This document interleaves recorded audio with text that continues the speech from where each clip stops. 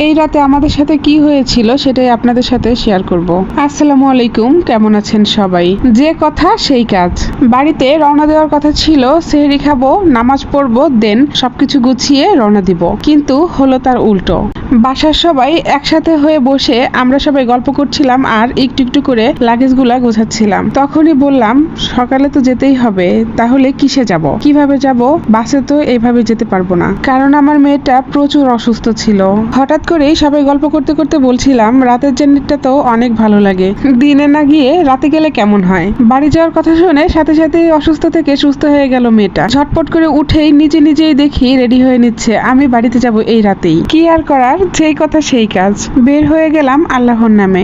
বাড়িতে যাব বলে কথা, তাও আবার ঈদের ছুটিতে। ঈদে বাড়ি যাওয়াটা নিয়ে ছোট বড় সবার মাঝেই রয়েছে অন্যরকম একটা আনন্দ, অন্যরকম একটা শান্তি। যে শান্তিটা নিয়ে নাচতে নাচতে লাফাতে লাফাতে চলে গেলাম আমরা বাড়ির উদ্দেশ্যে। ঈদের ছুটিতে যখন শহর থেকে বাড়ির উদ্দেশ্যে রওনা দেওয়া হয়, তখনই কিন্তু ওই সেই গানটাই মনে পড়ে যায়, স্বপ্ন যাবে বাড়ি আমার। গানটার মাঝে জানি অন্যরকম একটা আবেগ কাজ করে, তাই না? আমরা রওনা দিয়েছিলাম রাত 1টার দিকে। দেখতে দেখতে আমরা পদ্মা সেতু টোল প্লাজায় চলে এসেছি। এখন আমরা পদ্মা সেতু পার হব। তখন বাজে ঘড়ির কাঁটায় 2টা 20 মিনিট। আমরা তো তাও বছর ঘুরতেই, ঈদ আসলেই, ছুটি পেলেই দৌড়ে যেতে পারি আপন জনের কাছে বাড়িতে, কিন্তু যারা প্রবাসে থাকে তাদের কি অবস্থা? তারা তো মন চাইলেও আসতে পারে না ওই দূর প্রবাস থেকে। সেলুট জানাই সেই প্রবাসী ভাইদেরকে। আমরা দেখতে দেখতে চলে এলাম হাইওয়ে থেকে ভিতরের রাস্তায়। এখন ঘড়ির কাঁটায় বাজে রাত 3টা। এই ঘুটঘুটে অন্ধকার রাস্তা দিয়ে যতই যাচ্ছিলাম ততই সবার শরীর শিউরে উঠছিল।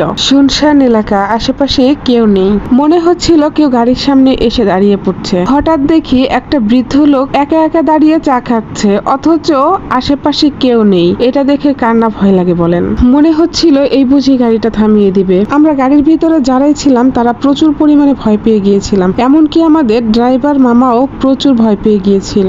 যাই হোক, আমি তখন ভিডিওটা নিতে পারিনি, কারণ প্রচুর ভয়ে ছিলাম আমরা সবাই। আপনাদের একটা কথা বলে রাখি, আমাদের মতো এই ভুল কাজটা আপনারা কখনোই করবেন না। এত রাতে কখনোই বাইরে বের হবেন না। Thank you so much for watching my video.